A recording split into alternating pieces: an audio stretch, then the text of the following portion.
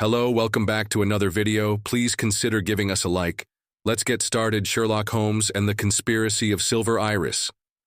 Chapter 1, The Enigma of the Silver Iris. It was on a dreary morning in November, as a dense fog clung to the cobbled streets of London, that a peculiar case came into our lives at 221B Baker Street. The fire in our hearth did little to chase away the damp chill that crept through the windows, and I was contentedly perusing the columns of the Times when a sudden rap at the door announced an unexpected visitor.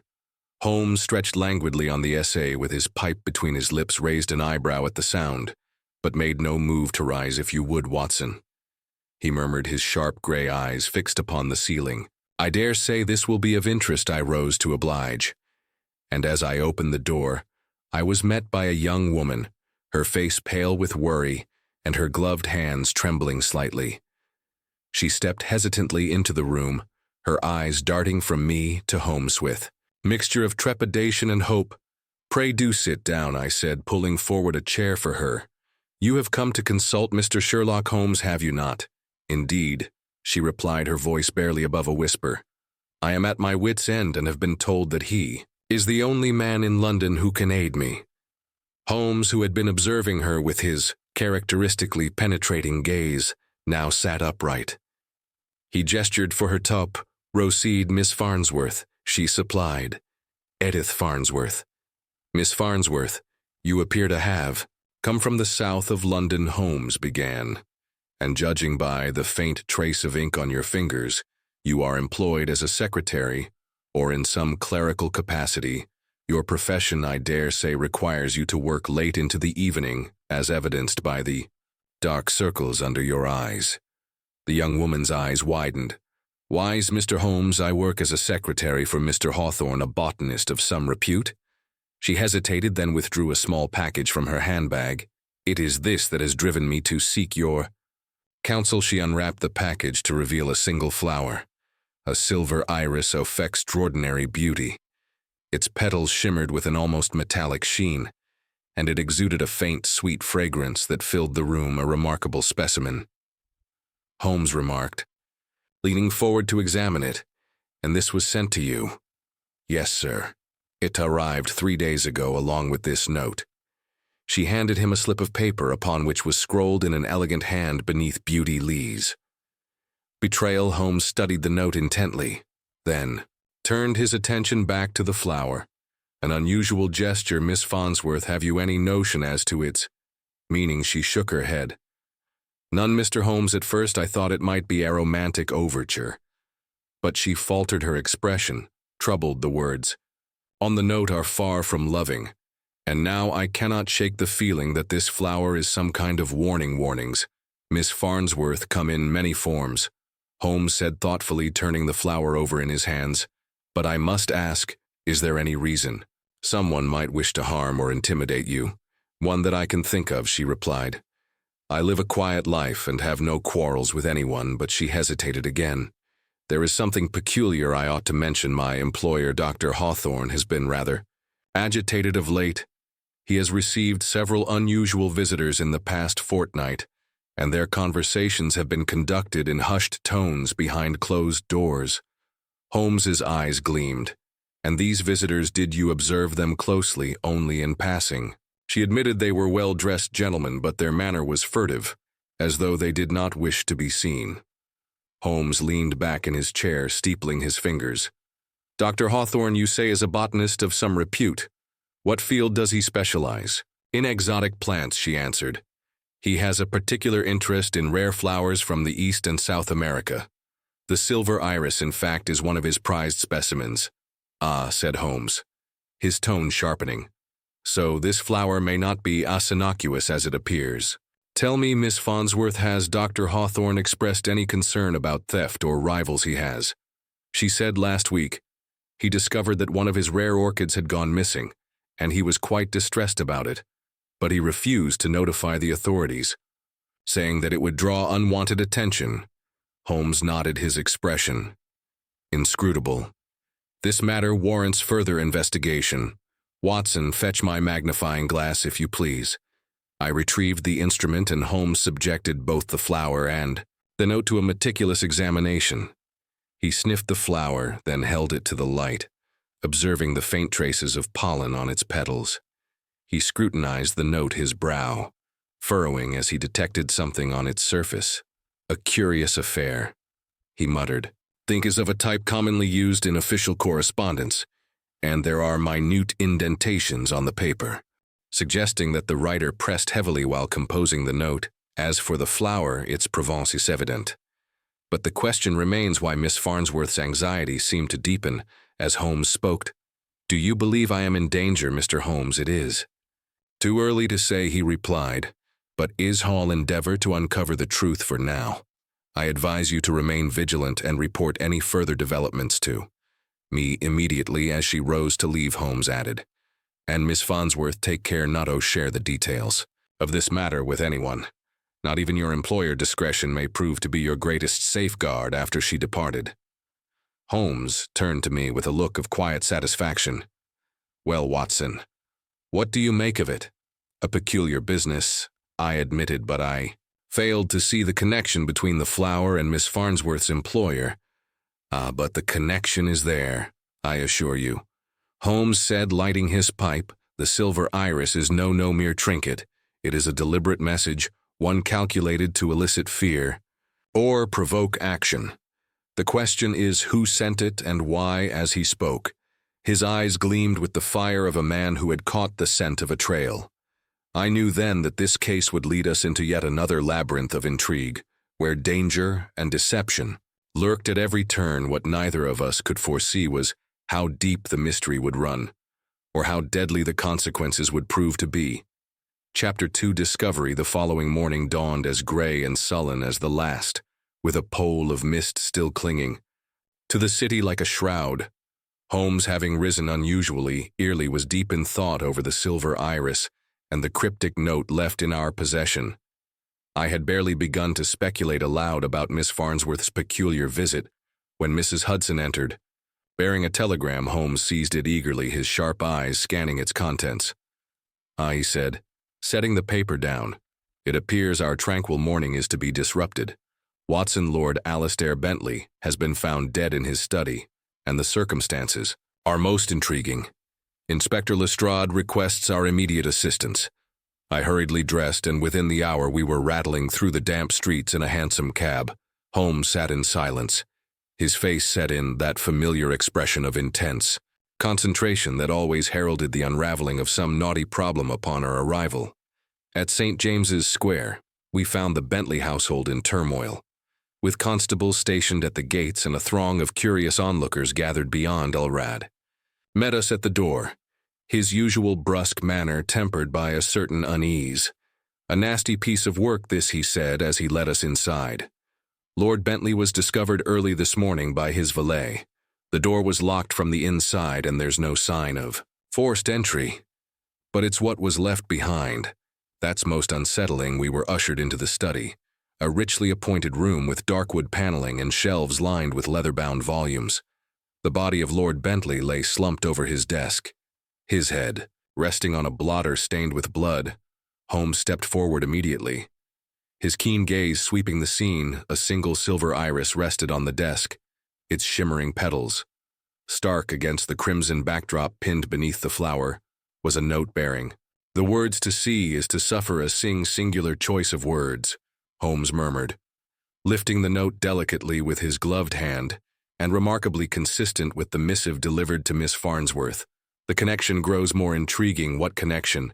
Lestrade demanded. Is this not simply the work of some lunatic with a penchant for flowers? Holmes ignored the question. His attention fixed on the desk, he bent to examine a small, broken object lying near the body, the remnants of a wax seal, its edges still clinging to a fragment of parchment. An interrupted correspondence, perhaps, he mused. And what of the window, Lestrade? I see it is slightly ajar. The window's latch is broken, Lestrade admitted. But there's no sign that anyone entered or exited. That way, the ground were searched thoroughly. Holmes crouched by the window, inspecting the sill and the floor beneath it. Interesting, he said, softly running a finger along a faint smear of wax on the wood. This tells a tally, though perhaps not the one. We expect he straightened abruptly and turned his attention to the body itself, Watson. If you please, your medical expertise will be invaluable. Here. I stepped forward, suppressing a shudder as I examined the corpse. The wound is a single, clean cut too. The throat I reported likely inflicted with a blade of exceptional sharpness. Death would have been swift in the time of death. Holmes prompted, judging by the state of mortis and the coolness of the body, I would estimate it occurred around midnight. Precisely what I expected. Holmes set his lips curving into a faint smile. Tell me, Lestrade, was anything taken from the room? Not as far as we can tell, the inspector replied. Lord Bentley's personal effects appear undisturbed. The room was locked from the inside, as I mentioned, and the key was found in his pocket, a locked room mystery. Then Holmes set his tone one of quiet satisfaction, but one with a solution that will soon be evident. Watson, observe the arrangement of the desk. Notice anything peculiar? I studied the scene closely. The inkstand has been overturned, I said, and the papers beneath it are smudged. The blotter, too, shows signs of a hasty motion. Precisely, Holmes said. Lord Bentley was writing something at the time of the attack. The interruption was sudden and violent. But the question remains, what was he writing, and why? As we pondered this, a maid entered, with trembling hands, to deliver a curious item to Lestrade, a small folded piece of paper found in Lord Bentley's bedroom. It was addressed simply to Seamand, contained a brief cryptic message: our secret must remain. Buried a curious turn, Holmes remarked. Lestrade, I suggest you investigate the identity of this CM at once. Meanwhile, I shall examine the origins of our floral clue. Lestrade looked dubious, but nodded. And what about the valet, he asked. Should we question him further? By all means, Holmes replied, but do so with care. Servants often know more than they reveal, though extracting the truth requires a delicate touch. Our work at the Bentley residence concluded for the moment, Holmes and I returned to Baker Street. The image of the silver iris haunted me, its shimmering petals a stark contrast. The blood-stained blotter upon which it had rested, holes, however, seemed invigorated his mind clearly. Alight with possibilities, Watson, he said as we settled back into our sitting room. We're dealing with an adversary of no ordinary cunning. This is not the work of a mere madman. It is the calculated effort of a mind steeped in methodical malice. The question is, what connects Lord Bentley to the silver iris? And how does Miss Farnsworth's enigmatic visitor fit into the picture? I could offer no satisfactory answer, and Holmes did not press me further. Instead, he spent the remainder of the day poring over botanical references, consulting volumes that seemed to contain an endless catalogue of rare and exotic flora. By nightfall, he had made an important discovery. The silver iris, Watson, is not merely a rare bloom. He announced it is a symbol of wealth and exclusivity, cultivated by only a handful of botanists in all of England. Its presence at the scene of the crime is no coincidence. It is a deliberate message. The question is, what does it signify? The answer to that question remained elusive, but I could sense that Holmes was on the cusp of some breakthrough as we retired. For the night, I couldn't help but feel a growing unease, as though the silver iris were a harbinger of further darkness yet to come. It was a feeling I'd not shake, and as events would soon prove, it was not without justification. Chapter 3. A Whisper of Scandal. The Lestrade affair, though steeped in tragedy, had only begun to unravel its web of mystery when Holmes and I found ourselves once again immersed in the shadowed corners of London's high society. It was late afternoon when we received an invitation delivered in haste by a liveried footman to attend a gathering at the home of Lady Eugenia Darlington, a name synonymous with opulence. Lady Darlington was renowned for her thing salons that brought together the most influential figures of the city. Holmes, his eyes alight with intrigue, saw in this event an opportunity to probe the circles in which Lord Bentley had moved. Do you expect we shall find answers in a drawing room, Holmes? I asked, somewhat skeptical as we prepared for the evening. The answers, Watson, are often whispered behind fans or concealed within the knowing glances exchanged across a ballroom. High society hides its sins with a veneer of civility, but rest assured the truth will out, he replied, fastening his collar with deliberate precision. Lady Darlington's residence was an exquisite Georgian townhouse. Its windows aglow with the golden light of gas lamps. We arrived to find the place thrumming with the hum of conversation and the soft strains of a string quartet. Holmes, with his unerring ability to blend into any setting, moved effortlessly through the crowd, his sharp eyes darting from one face to another as if cataloging the secrets hidden behind their carefully curated facades. It was not long before we were introduced to Mrs. Clara Moorcroft, a widow of striking beauty, whose name had already surfaced in our inquiries. She greeted us with a practiced smile, though I noted a flicker of something, perhaps unease or recognition, as Holmes's piercing gaze settled upon her. "Mr. Holmes, Dr. Watson," she said, her voice smooth as silk. "A pleasure to make your acquaintance, though I must confess, the presence of London's foremost detective at such an event is both a surprise and a curiosity." "The pleasure is ours, Mrs. Moorcroft," Holmes replied, his tone polite yet probing. "I trust you knew Lord Bentley well." The question, though seemingly innocuous, caused a shadow to pass over her features. She recovered quickly, but not before I saw her hand tighten on the stem of her champagne flute. "We were acquaintances," she said. Lightly, Lord Bentley was a charming man, though prone to certain excesses. I imagine his untimely death has cast a PA over many in this room indeed. Hope said, his expression inscrutable. "It is a tragedy that raises many questions. For instance, were you aware of his recent interest in exotic botany?" Mrs. Mort's composure faltered for the briefest of moments. "Botany, no, I can not say that I was such. Pursuits seem rather far removed from Lord Bentley's usual inclinations. Curious," Holmes remarked, "for it appears that a particular flower, the silver iris, played a role in his final moments. You have not by chance encountered such a specimen?" "I have not," she said, her voice cool, but her eyes betraying a flicker of unease. "Now, if you'll excuse me, gentlemen, I must attend my other guests." As she departed, Holmes turned to me with a faint smile. "Did you notice her reaction, Watson?" It was as if she were caught in a sudden draft. Mrs. Moorcroft is a woman accustomed to veiling her thoughts, yet even she could not entirely conceal her discomfort. At the mention of the silver iris, "Do you believe she is implicated?" I asked. "It is too early to say," he replied, "but she is certainly entwined in the threads of this mystery. Let us observe her further." The evening progressed, and Holmes's subtle inquiries revealed a tapestry of rumors and half-truths. Lord Bentley, it seemed, had been entangled in a liaison with Mrs. Moorcroft, a connection that was whispered of in tones of both envy and censure. Yet there was more murmurings of financial entanglements, of secret investments and disputes among a select group of gentlemen. The name of Sir Edwin Harper surfaced repeatedly, a philanthropist with a reputation for discretion and a known associate of both Bentley and Dr. Hawthorne. Holmes, ever perceptive, noted these connections. With evident satisfaction, "The plot thickens, Watson," he said, as we took our leave. "It appears that Lord Bentley's life was far more complex than it seemed, and Mrs. Moorcroft is but one piece of a larger puzzle."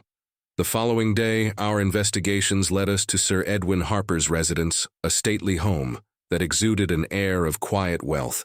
Sir Edwin, a man of advanced years and solemn demeanor, received us in his study. He listened patiently as Holmes outlined the purpose of our visit. Lord Bentley was a dear friend, Sir Edwin said, his voice tinged with sorrow. "His death is a terrible loss. I cannot fathom who would wish him harm, and yet, Sir Edwin, harm has come to him." Holmes said, "Do you recall any disputes or dealings that might shed light on this matter?" Sir Edwin hesitated, then said, "There were disagreements. I suppose, though nothing of serious consequence. Bentley had a fiery temper, but he was a good man at heart." "And what of his interest in exotic botany?"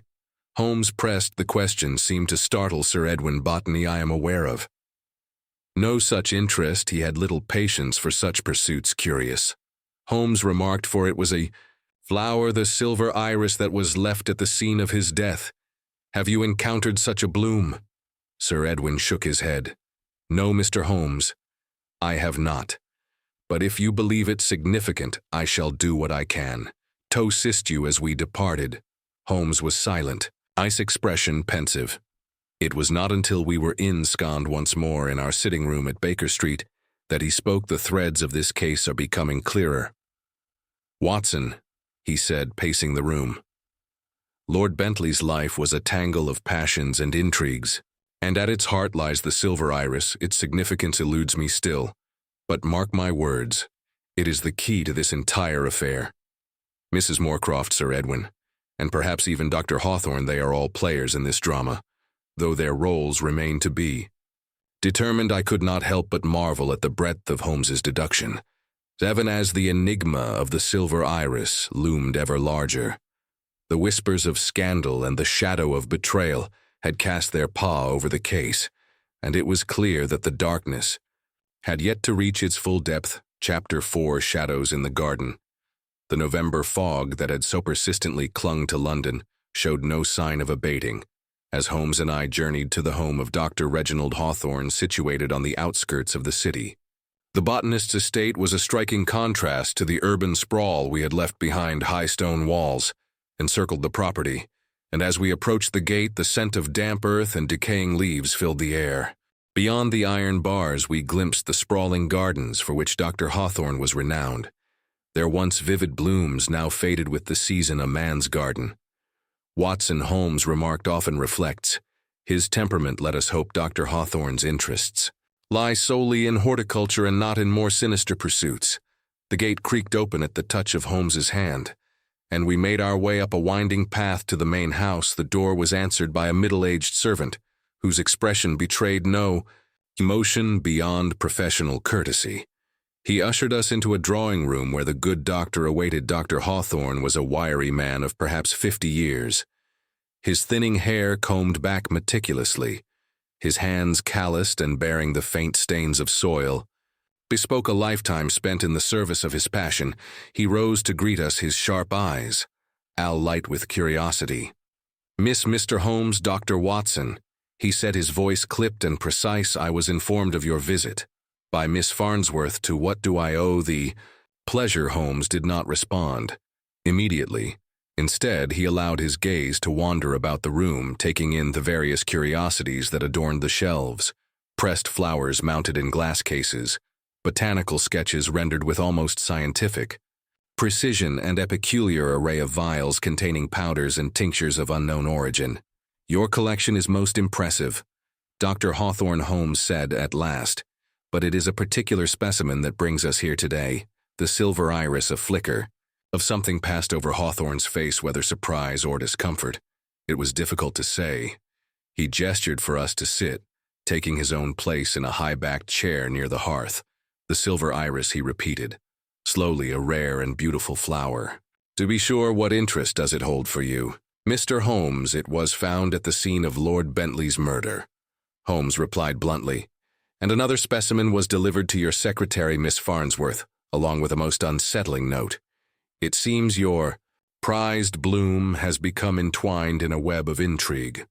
Hawthorne's fingers tightened on the armrests of his chair. "I can assure you, Mr. Holmes, that I had no part in such affairs. The silver iris is a delicate plant, one that requires great care to cultivate. I have only a handful of specimens, and they are kept under lock and key in my greenhouse. Perhaps you would permit us to inspect the greenhouse?" Holmes asked.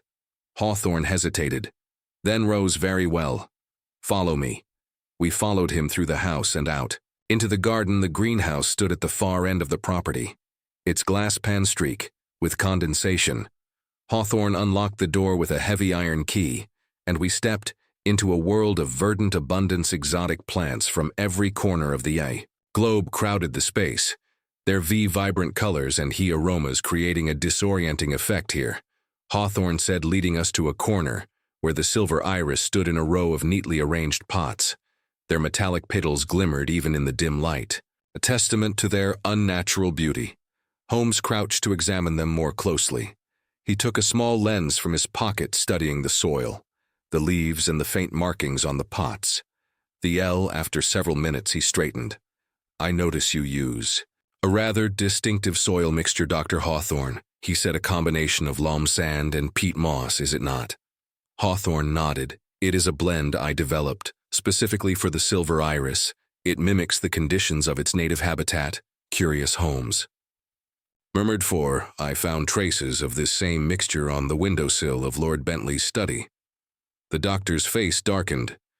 Are you suggesting that I suggest nothing? Holmes interrupted. I merely observed. Tell me, Dr. Hawthorne, have you had any recent visitors who might have shown an unusual interest in the silver iris? Hawthorne's eyes narrowed. There was one, he admitted, a man claiming to be a collector of rare plants. He was persistent in his desire to purchase a specimen. But I refused. The silver iris is not for sale. And this man, did he leave his name? He called himself Mr. Graves, Hawthorne said, but whether that is his true name I cannot say. There was something unsettling about him. His interest in the flower seemed almost obsessive. Holmes exchanged a glance with me, his expression thoughtful. One final question. Dr. Hawthorne, have you experienced any thefts or disturbances in your greenhouse? Hawthorne hesitated. A week ago, one of my orchids went missing. It was an unusual specimen, but not as valuable as the silver iris I assumed it. Was a simple act of vandalism. Assumptions, Dr. Hawthorne, are often the enemy of clarity. Holmes said, I thank you for your time and your candor. Watson, I believe we have learned all we can here as we made our way back to Baker Street. I could see that. Holmes's mind was already at work piecing together. The fragments of the case, the name Mr. Graves, and the missing orchid had added new dimensions to the mystery, though their significance remained elusive. What do you make of it, Holmes? I asked as we stepped into our sitting room. Dr. Hawthorne is a man of science, but he is not without his secrets. Holmes replied, the traces of soil on Lord Bentley's windowsill and the mention of this mysterious Mr. Graves suggest that the silver iris is more than a mere flower. It is a symbol. Watson, one that points to a deeper conspiracy. The theft of the orchid, too, may prove to be a thread worth following. For now, we must wait and watch the game, as they say. As Holmes lit his pipe and settled into his chair, I could not help but feel a growing sense of foreboding. The shadows in Dr. Hawthorne's garden seemed to stretch far beyond the greenhouse, reaching into the dark recesses of London's high society. Whatever secrets the silver iris concealed, they were certain to lead us into ever greater peril. Chapter 5. The Second Murder. The events of the following day plunged dust deeper into the heart of the mystery surrounding the silver iris. The air of unease that had settled over Baker Street the previous evening had scarcely lifted when Inspector Lestrade arrived at our door, his face pale and drawn. Another murder, Holmes, he announced grimly as he stepped into our sitting room. Mrs. Clara Moorcroft has been found dead in her home, and I'll be damned if the details aren't as chilling as those of Lord Bentley's case. Holmes, who had been lounging in High's chair with a cigarette balanced between his fingers, sprang to his feet at once. Mrs. Moorcroft, he repeated, this grows ever more curious. Tell me, Lestrade, were there any peculiarities at the scene? Lestrade hesitated as if struggling to find the words. It's the same blasted flower, Holmes. Another of those silver is left on her dressing table, and a note too. It reads, lies bloom where trust withers. Holmes's eyes narrowed. Fascinating, he murmured, and the manner of her death, a knife this time. Mustard said, a single stab to the heart, clean and precise. Just like the Bentley case, the door was locked from the inside and the windows were bolted shut. If there's a pattern here, I'll be damned if I can see it. Holmes said nothing more, but the intensity of his expression spoke volumes. Within minutes, we were on our way to Mrs. Mort's residence, a modest yet elegantly furnished house on the southern edge of London. As we arrived, the scene was much the same as it had been at Lord Bentley's. A constable stationed at the door, a gaggle of curious neighbors murmuring in the street, and an oppressive silence hanging over the house itself. The bedroom where Mrs. Moorcroft had met her end was a picture of domestic tranquility marred by sudden violence. She lay upon the floor near the dressing table, her face serene in death, as though she had been taken by surprise. The silver iris, its metallic petals gleaming faintly in the morning light, rested upon a folded note.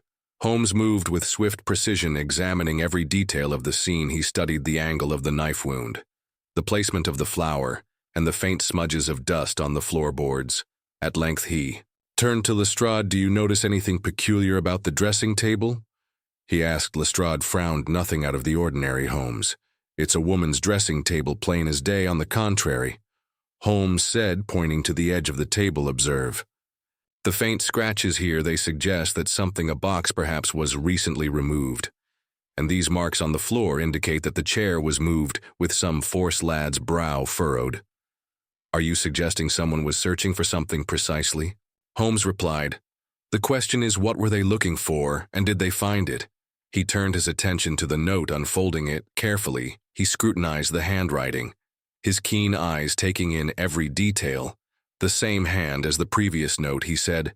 Elegant, deliberate, and faintly suggestive of a continental education. Tell me, Lestrade, was anything else disturbed in the house? Not that we found.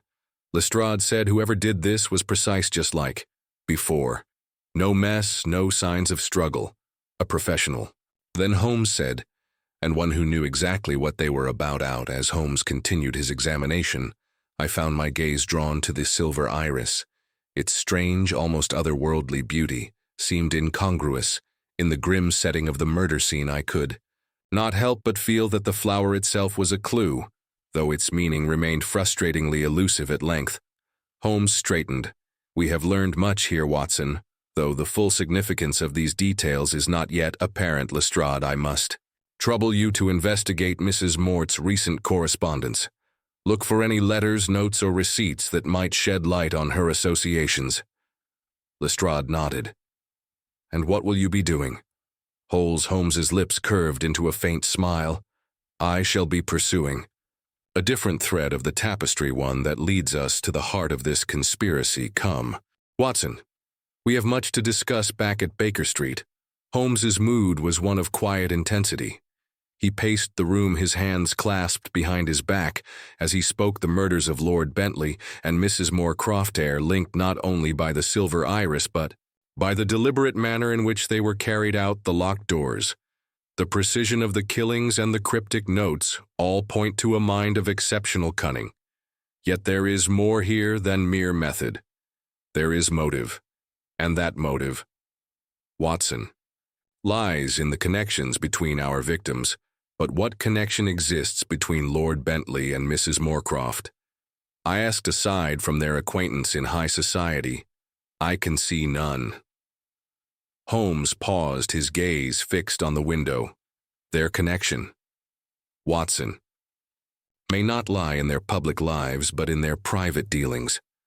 Lord Bentley's involvement in the trading company we uncovered was no coincidence, and Mrs. Moore's reaction to the silver iris suggests she too was entangled in its affairs. The question is, what did they know, and why was it worth killing for? Before I could respond, a knock at the door interrupted us. It was a messenger delivering a small package addressed to Holmes. He opened it carefully, revealing a single dried silver iris pressed between the pages of an old ledger. The ledger itself was stamped with the insignia of the defunct trading company we had uncovered days earlier. Holmes's eyes gleamed with excitement as he leafed through the pages. Here it is, Watson, he said, proof of transactions that link our victims to a web of financial intrigue. These entries correspond to the names of prominent individuals, including Sir Edwin Harper and Dr. Hawthorne. It seems our trading company was more than it appeared. But what does this mean for the case? I asked. It means, Watson, that we are dealing with a conspiracy rooted in greed and betrayal. The silver iris is not merely a symbol.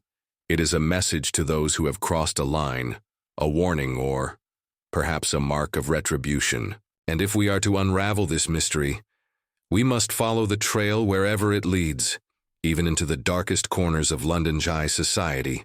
As Holmes spoke, I felt a chill run down my spine. The case had grown far more sinister than I had anticipated, and the shadows surrounding the silver iris seemed to deepen with every step we took. Yet I knew that with Holmes's brilliance leading the way, the truth, no matter how dark, would ultimately come to light. Chapter 6, a key to the puzzle. It was on a particularly frigid morning, as the frost clung to the window panes of 221B Baker Street, that the next piece of the puzzle fell into place. Holmes, having spent the better part of the night poring over the ledger that had mysteriously arrived the day before, now sat with a look of quiet triumph upon his face. His fingers drummed lightly against the arm of his chair. The only outward sign of the inner calculations that were undoubtedly taking place, Watson, he said at last, breaking the silence. The hour has come. To confront the shadows lurking within this case, the ledger, as you may have surmised, is a veritable map of deceit pointing us toward the nexus of this conspiracy. You have deciphered its significance. Then I asked, setting down the morning paper. Indeed. Within its pages lie records of financial transactions involving Lord Bentley, Mrs. Moorcroft, and most intriguingly, Sir Edwin Harper and Dr. Reginald Hawthorne. The sums in question are vast, their origins dubious, and their destinations cloaked in secrecy. These dealings center around the acquisition of rare artifacts, and I suspect something far more perilous. Before I could press him further, Mrs. Hudson entered with a letter. Holmes took it with a nod of thanks, and as he read his expression grew grave. This, Watson, is the final confirmation I required, he said. Handing the letter to me, it was penned in an elegant yet hurried hand, and bore the signature of Sir Edwin Harper. The contents were cryptic but urgent. Mr. Holmes, I fear the truth is closing in upon us. The silver iris is more than a symbol. It is a death nail for those who know too much. I beg you come to my residence at once. I shall explain all. A plea for aid, I observed. Do you believe Sir Edwin's fears are genuine beyond doubt? Holmes replied, rising. From his chair, he is a man accustomed to control. Yet his letter reveals desperation. We must not delay. Within the hour, we arrived at Sir Edwin's stately home, where a somber butler led us to the study. Sir Edwin stood by the window, his hands clasped behind his back and his posture rigid with tension. He turned as we entered, his face lined with worry. Mr. Holmes, Dr. Watson, he said, his voice heavy. Thank you for coming. I confess I find myself in a most precarious position. You fear for your life, Holmes? Said matter of flay, and with good reason. But before we address your safety, you must tell us everything you know. Sir Edwin hesitated, then nodded. Very well. Several years ago, I became involved in a trading company, one that sought to acquire and sell rare artifacts. Among these items was a collection of botanical specimens, including the silver iris. At first it seemed a legitimate enterprise, but I soon discovered that the company was little more than a front for smuggling and extortion. Lord Bentley and Mrs. Moorcroft were also shareholders, though neither was privy to the full extent of the operation, and Dr. Hawthorne Holmes, prompted he, was approached as a consultant given his expertise in exotic flora. So Edwin said, but I suspect his role went far deeper. He developed a fascination with the silver iris, seeing it not only as a scientific marvel, but as a symbol of power. The flower became the centerpiece of the company's dealings, its rarity, lending it an air of mystique. But when disputes arose among the shareholders, threats began to surface. Holmes's eyes gleamed, and these threats, did they culminate in action? They did, Sir Edwin, said his voice dropping to a whisper. When Lord Bentley sought to expose the operation, he was silenced. Mrs. Moorcroft, I fear, met the same fate when she attempted to withdraw from the company, and now I am the last remaining link. Holmes regarded him. For a long moment, there is one question that remains unanswered, Sir Edwin. Who orchestrates this conspiracy? Sir Edwin's face paled. I cannot say for certain, but there is one name that recurs in the ledger graves. He is a shadowy figure known only to a select few. If anyone holds the answers you seek, it is he. Holmes nodded. Then it is Graves we must pursue, but first we must ensure your safety. Watson, see that Sir Edwin's household staff are placed on alert. I shall return shortly. He departed with his usual briskness, leaving me to organize the precautions. Sir Edwin's butler and footman proved loyal and resourceful, and within an hour the house was as secure as could be managed. Still an air of unease lingered, and I could not shake the feeling. That danger loomed. Holmes returned in the evening, his expression one of grim determination. The trail of Graves hassled us to the docks. Watson, he announced, but before we proceed there is one matter to address, Sir Edwin. Do you possess any documents or artifacts pertaining to the company? Sir Edwin hesitated, then opened a concealed compartment in his desk. He withdrew a small, ornately carved box and handed it to Holmes. This contains the remaining records, he said. They are incomplete, but may prove useful. Holmes opened the box and examined its contents with meticulous care. Among the paper was a list of names, many of which we recognized as figures from London's elite, but it was a single entry marked with an asterisk that caught Holmes's attention. "Graves," he murmured. "His true name is Jonathan Greaves, and he operates under the guise of a shipping magnate. It appears he is the architect of this entire scheme. Watson, prepare yourself. We shall confront him tonight." Our journey to the doctor was fraught with tension. The labyrinthine alleys and looming warehouses seemed to close in around us as we approached our destination. Holmes led the way with unwavering purpose, his steps guided by the trail he had so expertly uncovered. At last we arrived at a dilapidated warehouse, its windows darkened and its doors ajar inside. The air was thick with the scent of salt and decay. Holmes motioned for silence as we crept forward, our footsteps muffled by the damp wooden floorboards in the center of the warehouse. A single lantern cast a dim light over a table strewn with documents. Beside it stood a man of imposing stature, his face obscured by shadow. Holmes stepped into the light, his voice cutting through Thessalon's. "Jonathan Greaves, or should I say Graves. The game is up, you have much to answer for." The man turned slowly, his expression one of cold amusement. "Mr. Holmes," he said, his voice smooth as silk, "I had wondered when you might arrive." What followed was a confrontation of words and wits, Holmes's deductions clashing with Greaves' his veiled threats. The truth at last began to emerge. The Silver Iris, the murders, and the financial schemes were all part of a grand design to consolidate power and wealth. But as the tension reached its peak, the sound of footsteps echoed from the shadows, and we found ourselves surrounded. The case was far from over, and the dangers that lay ahead would test us as never before. Chapter 7. The Lure of the Trap. The chilling confrontation at the warehouse had left us both unnerved, and resolute Holmes, ever the master of strategy, had retreated to Baker Street to formulate his next move. It was evident that Jonathan Greaves, the enigmatic architect of the conspiracy, would not be easily snared as we sat in the familiar warmth of our sitting room, the city outside cloaked in fog. Holmes's face betrayed a rare intensity of thought. "Watson," he began, his voice calm, yet edged with purpose. "Our adversary is a man of considerable cunning, but he has made a crucial error. He believes himself beyond the reach of justice. That arrogance, my dear friends, shall be his undoing. And how do you propose to trap him?" I inquired, eager to see the plan unfold. Holmes's lips curved into a faint smile. "By exploiting the very symbol he wields so arrogantly, the Silver Iris. It is both his calling card and his Achilles heel.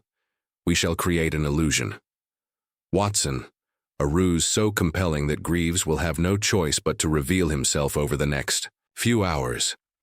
Holmes outlined his plan with meticulous detail. The newspapers were to carry a carefully planted story, one that would suggest a witness to the murders had come forward and was prepared to provide damning testimony. This fictitious witness, a merchant by the name of James Carter, would stay in at a secluded manor on the outskirts of London, under police protection. It was a gambit fraught with risk, but Holmes was confident that Greaves, desperate to silence any loose ends, would take the bait by nightfall. The trap was set. Lestrade, though initially skeptical, had agreed to assist in the operation. The manor was a derelict property owned by the police, its creaking timbers and overgrown gardens lending it an air of foreboding ease. And I arrived under cover of darkness, accompanied by a small contingent of officers who were stationed discreetly around the perimeter. "Watson," Holmes said as we surveyed the scene, "this can may test your mettle as few others have. Are you prepared always?" I replied, though I confess my heart was pounding. We took our positions within the dimly lit drawing room where the stage had been set. A figure sat by the fire, his back to the door, the glow of the flames casting flickering shadows on the walls. This was our supposed witness, a dummy, dressed in a merchant's attire. Its silhouette convincing in the dim light, Holmes had gone to great lengths to create the illusion, even scattering a few personal effects around the room to suggest a hasty retreat. Hours passed in tense silence, the only sound the occasional creak of the house settling. My nerves were taut, every creak, and rustle from the garden sending a jolt of anticipation through me. Holmes, by contrast, remained as still as a statue, his sharp eyes fixed on the doorway. It was nearing midnight when the moment came a faint sound. The crunch of gravel beneath cautious footsteps reached our ears. Holmes's hand tightened on my arm, a silent signal to remain alert. Moments later, the door creaked open, and a figure stepped inside. The man was cloaked in shadow, but there was no mistaking the deliberate, predatory way he moved. He carried himself with the confidence of one accustomed to the shadows, his movements soundless as he approached the figure. By the fire for a moment he paused as if listening for any sign of disturbance. Satisfied, he drew a blade from his coat and advanced. Holmes acted with lightning speed. In an instant he sprang from his hiding place, his voice ringing out with authority. "Jonathan Greaves, you are caught at last." The man whirled around, his face contorted in shock and rage before he could react further. The room was flooded with light as Lestrade and his officers emerged from their positions, their pistols trained on. "The intruder." "It's over," Greaves said, stepping forward. "We got you now." For a moment it seemed as though Greaves might resist. His hand tightened on the blade, his eyes darting toward the nearest window. But the realization of his predicament soon settled over him, and he dropped the weapon with a snarl of frustration. "You've been most thorough, Mr. Holmes," he said, his voice dripping with, "But tell me, how did you know I would come?" Holmes's gaze was steely as he replied, "Your actions have been governed by a singular flaw, Mr. Greaves, an insatiable need for control. The moment you believed a witness might compromise your schemes, you could not resist the urge to eliminate them. Your confidence in your own invincibility blinded you to the possibility of deception." Greaves sneered but said nothing further. He allowed himself to be led away in irons, his silence more telling than any protestation of innocence might have been as the police secured the scene. Holmes and I lingered in the drawing room. The fire, now burning low, cast a warm glow over his feature, though his expression remained one of quiet contemplation. "It is not often, Watson," he said at last, "that a case resolves itself so neatly. Yet I cannot help but feel a lingering unease." "Unease holds." I echoed. "Greaves has been apprehended, and his conspiracy dismantled. What more remains?" Holmes shook his head. "Greaves was but a part of this web. The Silver Iris, the murders, the financial schemes, they all point to a network far larger than one man. There are others, Watson, lurking in the shadows, their motives as yet concealed tonight. We have won a battle, but the war is far from over. As we left the manor and made our way back to Baker Street, I could not shake the feeling that Holmes was right. Night air was heavy with the promise of further revelations, and the mystery of the Silver Iris seemed more complex than ever. Yet, for the moment, there was a sense of satisfaction in knowing that justice, however partial, had been served. Holmes, ever the realist, remained vigilant, his mind already turning to the threads that remained untied, and as I looked upon his sharp profile illuminated by the glow of a gas lamp, I knew that whatever challenges lay ahead, he would face them with the same unyielding determination that had brought us this far. Chapter. The final flourish. It was late in the afternoon when Holmes and I returned to Baker Street, weary but triumphant. The apprehension of Jonathan Greaves had sent ripples through the criminal underworld, and the papers were already heralding the capture of one of London's most elusive masterminds, yet Holmes ever. The skeptic seemed less inclined to bask in our success, his sharp features illuminated by the fading light, filtering through the sitting-room window for the unmistakable imprint of unfinished business. "Watson," he said, "the capture of Greaves is but the opening move in this grand game. While his machinations have been brought to light, the true depth of this conspiracy remains obscured. The Silver Iris, its meaning, its significance has yet to be fully unraveled. Surely Greaves, his capture, will unravel the rest." I ventured with him. "In custody, the others involved will have little choice but to scatter." Holmes shook his head. "Scatter, perhaps, but not relinquish their hold. There is one final thread to be followed, one that will lead us to the heart of this dark matter." Before I could inquire further, Mrs. Hudson entered with a sealed envelope. Holmes opened it swiftly, his eyes narrowing as he read it. "Is as I feared," he said, handing me the note. It was brief and unsigned, but its meaning was clear. The iris blooms in shadows, you have cut the stem, but the roots remain. Beware a warning, I said, feeling a chill run down my spine. No, Watson Holmes corrected thee. A challenge. Whoever orchestrates this conspiracy has revealed their hand. They taunt us, knowing full well that we are now too deeply enmeshed to turn back. The time has come to confront them directly.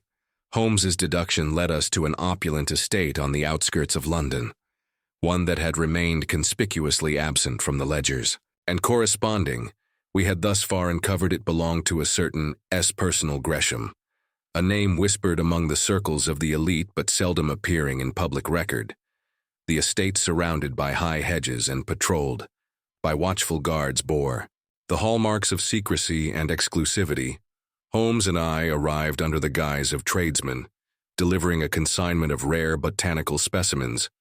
It was a bold deception, but Holmes had anticipated every detail from the forged documents to the authentic crates containing harmless orchids. Once inside, we slipped away from the unwitting staff, our path illuminated by the dim light of the estate's gas lamps. The heart of the operation lies within, Holmes whispered as we crept through the hallways. This place is no mere residence. It is a fortress for those who wield power behind veils of civility.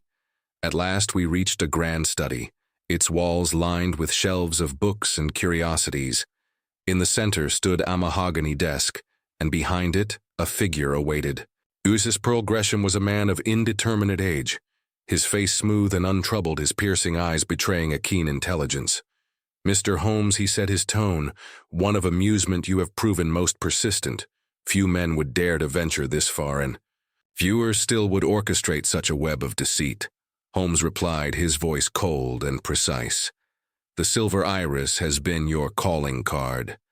Pearl, a symbol of your influence and a warning to those who oppose you." Esperal's lips curled into a faint smile. "A symbol, yes, but it is more than that, Mr. Holmes. The silver iris represents control order and the power to shape the course of events. Those who understood its significance were given a choice to stand with us or be swept aside, and those who refused," Holmes said, "met with untimely ends. Lord Bentley, Mrs. Moorcroft, and how many others. They were casualties of their own hubris." As Pearl said, his tone, "I see they sought to undermine what we have built, to expose what must remain hidden, their fate. It's inevitable. You speak as though their lives were mere obstacles," Holmes said, his voice sharp. "But your empire's, Pearl, is built on treachery and greed. It ends tonight." Esperal's expression darkened. "You overestimate your position, Mr. Holmes. Even if, you leave this estate alive, you will find that our reach extends far beyond these walls." At that moment, a hidden door opened and several armed men entered the room. I felt a surge of panic, but Holmes remained calm, his gaze fixed on Spirl. "Do not mistake caution for cowardice," Holmes said evenly. "My presence here is known to the authorities. Even now, A.L. and his men are closing in surrender, and perhaps some measure of leniency will be afforded you." As Pearl hesitated, his confidence faltering for the first time before he could respond. A commotion erupted outside. Shouts and the sound of boots on gravel signaled the arrival of the police. Lestrade burst into the room moments later, his pistol drawn. "It's over, Gresham L. Lestrade," declared your Menare. "Subdued, and your secrets will soon see the light of day." Sir Lestrade, seeing no escape, raised his hands in a gesture of surrender. His calm facade cracked, revealing the fury beneath. "You have won this battle, Mr. Holmes," he said, "but the war is far from over." Holmes said nothing, his eyes cold and unyielding as the man was led away. In the aftermath, as the estate was searched and its secrets laid bare, home and I returned to Baker Street. The case of the silver iris had reached its conclusion, yet the sense of finality eluded me. Holmes, as ever, seemed untroubled by the lingering questions. "Justice Watson," he said, "as Helit, his pipe is seldom absolute. What matters is that those who sought to wield power without accountability have been unmasked. The silver iris, that symbol of the hubris, has been plucked from the shadows." As I watched the smoke curl from his pipe, I could not help but marvel at the brilliance of his mind and the indomitable spirit that had brought us to this moment. The case was closed. But the memory of the silver iris with its shimmering petals and dark connotations would linger long in my mind, a testament to the depths of human ambition and the price of its pursuit, the end. Thank you so much for watching. If you liked the story, please subscribe to the channel. Your unwavering support keeps me motivated.